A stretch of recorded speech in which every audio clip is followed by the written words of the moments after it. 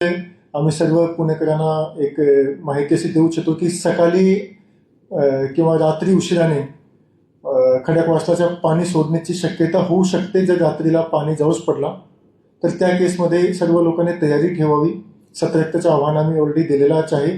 आम्ही प्रयत्न करणार की पाणी जास्तीत जास्त नाही सोडायचे आहे, पण जर जास्त पाऊस पडला तर आम्हाला 10,000 क्युसेकने किंवा मॅक्सिमम 15,000 क्युसेकने खडकवासलाचं पाणी सोडण्याची आवश्यकता लागणार आहे. पण लोकांना आम्ही हाच आवाहन करू इच्छितो की आपण त्या संदर्भाची तयारी सर्व ठेवावा. त्या पद्धतीने महापालिकेला सुद्धा निरोप दिलेला आहे आणि सर्व डिपार्टमेंट्समध्ये कोऑर्डिनेशनने काम चालू आहे.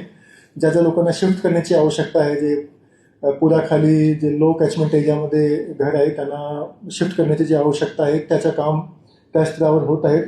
याच्याशिवाय पानशेतमध्ये 3.3 TMC पाणी आहे आणि वडसगावमध्ये सुद्धा 3.19 TMC पाणी, म्हणजे जवळपास 35% पाणी या सर्व डॅम्समध्ये आहे. तर फ्लडची सिच्युएशन याच्यामुळे निर्माण होणार नाही हे आम्ही सांगू इच्छितो.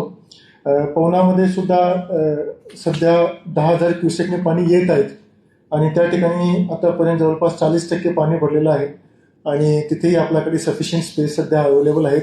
अंदाज असा आहे सध्या की उद्या ऑरेंज अलर्ट असणार आहेत, म्हणजे आजची पेक्षा पाऊस उद्या कमी होतील आणि त्याच्यानंतर पुढचे जे 10 ते 15 दिवस आहे त्याच्यामध्ये पावसाची शक्यता ॲब्सोल्युटली नेग्लिजिबल सांगितली गेलेली आहे IMD कडून.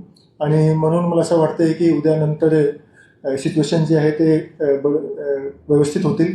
आम्ही पाणी नाही सोडण्याचा निर्णय ह्यासाठी सुद्धा घेतलेला आहे की अल निनोचा वर्ष आहे आणि म्हणून आपल्याकडे पाणी स्टोअर करणे सुद्धा आवश्यक आहे. कारण हा जे पाणी आहे जे आपण आता सोडला तर मग पुढच्या वर्षी खूप अडचणी निर्माण होऊ शकते.